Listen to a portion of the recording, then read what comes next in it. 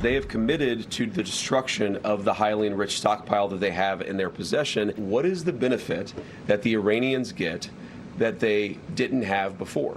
And the answer is nothing. They don't get anything unless they change their behavior. It's really kind of like a dial. As they dial up their good behavior, we can dial up the economic relief. If they dial down their good behavior, we can turn it off. It's the good thing about having the leverage, and it's a good thing about being the United States of America.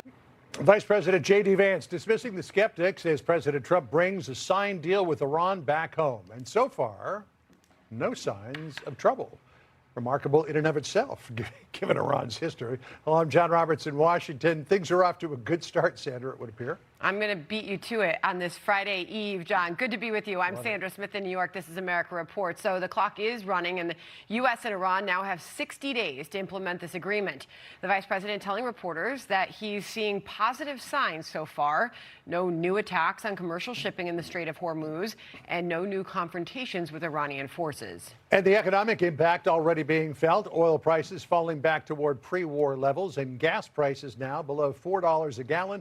That's the first time since March. That is welcome news to so many. The vice president also revealing more than a dozen ships have been allowed to pass through the former blockade zone, another sign that this agreement is holding so far. Retired Navy Captain Brent Sadler here to weigh in with our economic panel standing by. But first, Lucas Tomlinson is live at the White House. He's got the very latest on all of this for us. Lucas.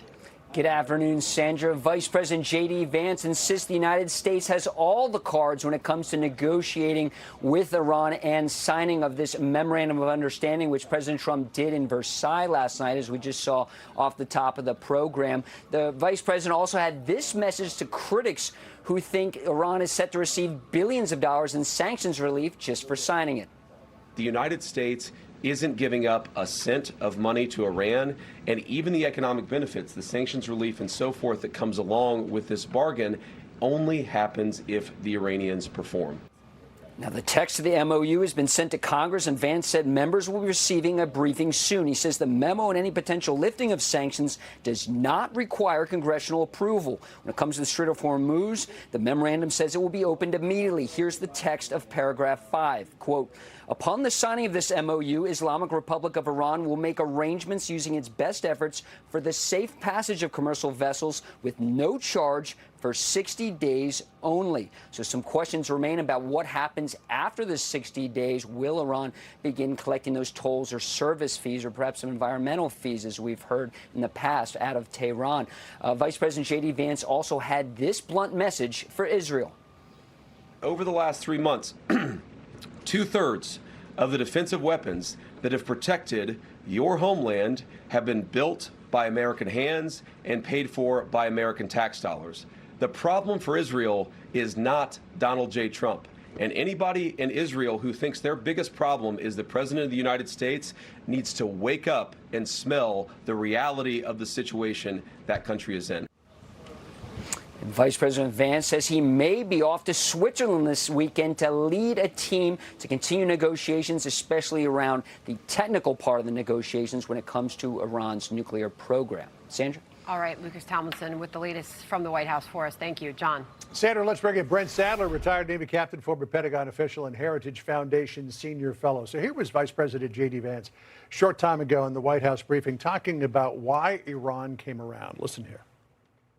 I certainly think they recognize the leverage that the United States has over them. We've seen that in a number of our conversations. We've seen that just in their behavior over the last couple of days. They certainly recognize that the United States has great leverage. Will that ultimately lead to a change in behavior? I don't know.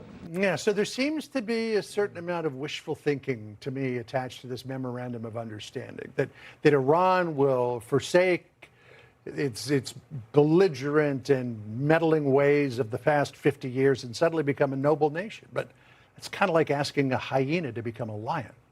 Well, I think President Trump said it best. I mean, if they go along with the deal, then they get inducements, they get some economic relief. They choose to go the hard way, then the bombs start dropping again. And he was pretty explicit about that. I mean, so there's the military leverage, there is the economic leverage, the way in which this MOU is laid out. And again, the details need to get hammered out. It's structured so that the United States, and I guess the vice president will be the one that will be the day-to-day managing this, has a lot of economic, military, and even tariff relief kind of control over the future. Good behavior is rewarded, bad behavior is actually punished, and it's all performance-based. This is very different than the JCPOA, which was an agreement locked in and no real punishment that predated it. Now you've got the punishment, the clear military destruction of the Iranian military and their nuclear enterprise, and now we're at a different starting point. So what about this idea of the Strait of Hormuz? The memorandum of understanding says free passage and unfettered passage for 60 days, and then Iran enters into discussions with the Sultanate of Oman and other Gulf countries about the future administration of the strait, which Iran is reading as, oh, we're going to charge tolls. But a senior administrative official yesterday, in laying out this MOU to us yesterday, said there is no way that the Gulf countries, in the context of overall discussions with Iran, would ever agree to a toll. Yes. But again, that's a lot of wishful thinking there, because Iran says we're going to do it. Well, that $300 billion reconstruction fund, which a lot of the Gulf countries want to contribute to and be a party of that, well, if the Iranians try this, and if the Omanis go along with it, which is, I think, not going to happen, then, yeah, those funds and other things would probably be taken back from them. So I honestly don't see the international law, everything that's been going on. I can't see the Iranians having much of any success trying to reimpose any type of constraints on shipping. But the fact that they keep saying it is just troubling. I think it's partly bluster in an effort to try to shape the negotiations going forward, but I would be surprised if anything moves on that. I mean, these guys are just irredeemable, it would seem. There are a number of people who don't have a whole lot of hope for this, including Congressman Claudia Tenney. Listen here.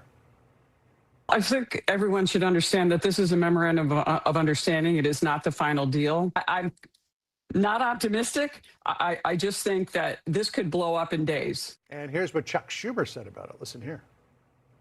This will be regarded as one of the biggest American disasters. And it's because Trump started this war. He didn't know how to finish it. And it looks like in too many ways he has just capitulated to the Iranians. What do you think about those sentiments? Well, I think there's a lot there to be guardedly optimistic.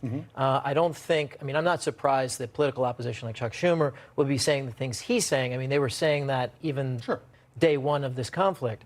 But it really matters in the execution in this MOU. It's going to change. It's going to be bumpy. It's not going to be a straight line. It's going to require a lot of engagement, economic, enforcing the waiver, if we're going to use waivers, enforcing the sanctions as we see fit, and having the military ready to swing the hammer again if necessary. So, but if the military's ready to swing the hammer, we're going to be almost into September, and that is within a 60-day window of the midterm elections. If you're the president, do you really want to start bombing again 60 days out? I'm not so sure the midterms is weighing as heavily in the calculation in the White House as we might think. And clearly it's in the United States' best interest that we basically hold the Iranians to account. All right. Brent, good to get your take on things. Thank you. Thank you. Now this. Be sure to like and subscribe for all the Fox News latest on YouTube and catch full shows streaming now on Fox One.